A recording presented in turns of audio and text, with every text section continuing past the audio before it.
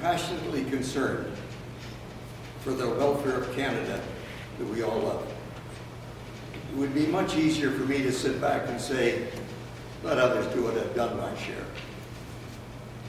But as my good friend, former Premier Ed Schreier would say, far better is it to light a candle than to sit and curse the darkness.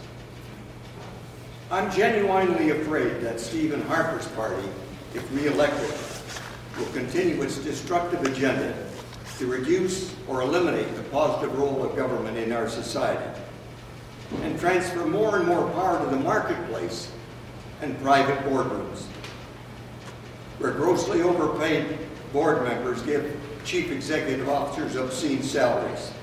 Richard Waugh, the Bank of Nova Scotia, $10 million. Retired tomorrow with a pension, $2 million.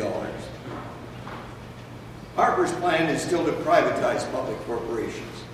The CBC will be first on his list.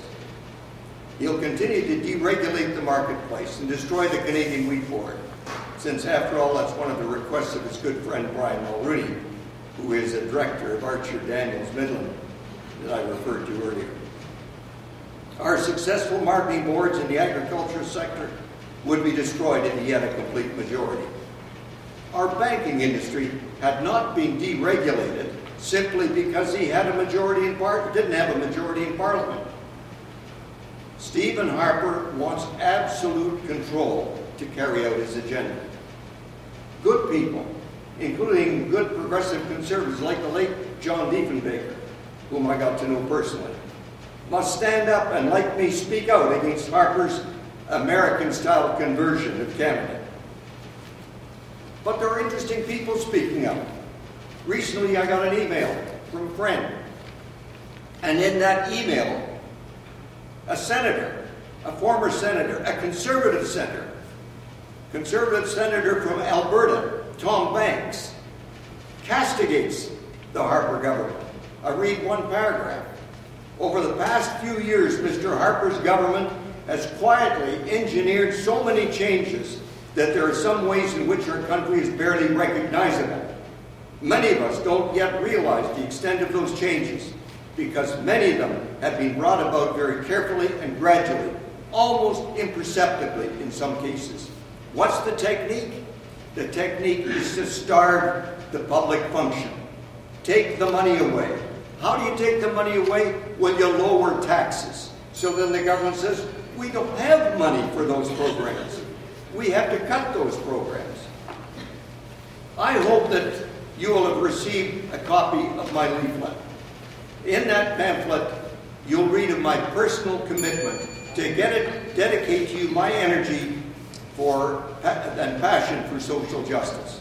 You'll read of my intention to dedicate my salary completely to charity, 50% to the Mennonite Central Committee for overseas humanitarian effort, and the balance for charities in the Provencher riding. I'm proud to be a New Democratic Party candidate. I'm proud of our leader, and on May the 2nd, we're ready for real change in this country.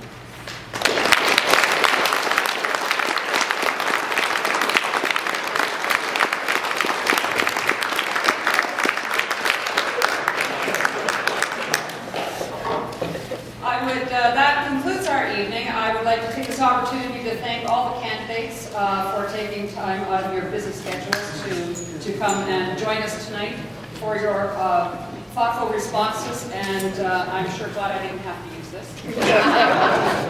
I'd like to thank the audience for their attendance and their participation, and it was very nice to see some folks here from some of our neighboring communities, not just from Pinawa.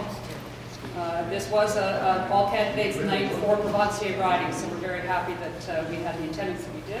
And finally, I'd like to thank the Pinawa Chamber of Commerce for their work in organizing and hosting this all-candidates.